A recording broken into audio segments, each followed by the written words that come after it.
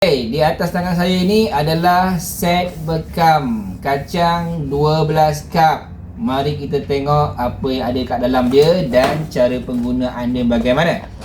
Okay, anda lihat kat sini. Inilah dia set bekam kacang 12 cup. Dia ada bagi pamphlet. Pamphlet ini dia ada bagi cara guna poin-poin dia lah. Okay, kalau tak faham tak apa, kami terangkan sekarang ni. Okey, lagi apa lagi yang anda akan dapat? Anda akan dapat 12 cup ataupun 12 cawan bekam pelbagai saiz. Okey, kita keluarkan satu-satu. Anda dapat saiz kecil sekali. Okey, saiz kecil ada 2. Lepas tu ada saiz lagi besar sikit, ada 2. Ada saiz sederhana lagi 2. Ada saiz lagi sederhana lagi 2 lagi. Dan ada saiz besar. Okey, 2. Dan ada lagi saiz yang paling besar. Okey, pun 2 juga. Di samping itu, bukan setakat dapat cup, anda ada dapat hos bekam.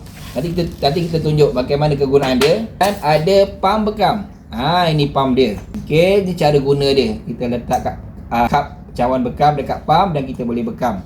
Dan kita cabut dia. Ni contoh penggunaan bekam. Menggunakan pam bekam dengan cawan bekam. Okey, ni cara release dia, cabut saja ni je atas ni.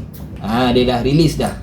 So ini yang anda akan dapat. So macam mana kita akan tunjuk cara penggunaan yang mudah. Okey, yang pertama, ni ada bagi spare part. Anda boleh simpan saja. Kalau tertanggal dia ada bagi spare part dia lah.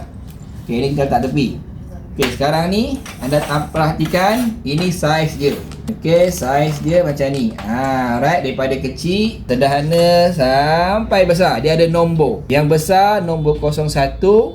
Okey, lepas tu nombor 02, nombor saiz 03, 04, 05 dan 06 yang paling kecil. Alright, macam mana cara nak guna? Cara guna senang saja. Ambil pam dia ni, pasangkan dekat cawan bekam dan anda bekam kat tempat yang sakit. Macam ni, kita tarik dia.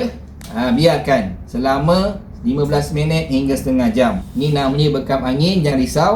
Bekam angin anda boleh gunakan bila-bila masa. Tak perlu kemahiran yang khusus sebab dia sangat mudah. Contoh, kalau anda ada sakit bahagian kepala, anda boleh bekam dekat kepala. Contohnya, tepi telinga ni sakit kan? Okey, pasang dia dan bekam kat tepi telinga. Biarkan dia lah selama 15 minit ataupun setengah jam sehingga setengah jam. Okey, untuk anda rasa relax. Okey, baring dekat sofa, biarkan 15 minit hingga setengah jam. Lepas tu releasekan dia, tarik je. Okey, kalau nak bekam di tempat yang sukar, bagaimana? Contohnya kat belakang ni, anda ada sakit leher, salah tidur. So caranya nak mudah, dia ada bagi sekali dengan hos penyambung. Okey, extension. So kita pasang dekat pam dia dan hujung yang ni warna hijau ni pasang dekat cup cawan bekam macam ni, dan kita bekam kat tempat yang sukar untuk dijangkau oleh pam bekam tadilah. So macam ni saya nak bekam kat belakang dan saya tarik pam ni 1, 2, 3 dan kita cabut dan biarkan 15 minit hingga setengah jam. Nampak dia stay dekat sini. Tak perlulah kita nak pam macam ni, sebab dia ada extension penyambung, tiup penyambung dia. So nak releasekan dia macam mana? Cabut saja, tarik. Okey. So sangat mudah untuk penggunaan alat bekam kacang. Sakit apa? Sakit bahu, badan masuk angin, okey, sakit belikat, otot sendi rasa sengal-sengal, dipakai, boleh cuba. So dan yang paling istimewa ni ada peraduan cabutan hadiah. Okey, siapa yang beli set bekam kacang ni layak dapat 1 tiket cabutan hadiah bernilai daripada RM20 hingga RM5,000. So mana tahu anda sebagai pemenang. So jangan lupa untuk beli dengan mendapat manfaat dan berpeluang memenangi hadiah cabutan.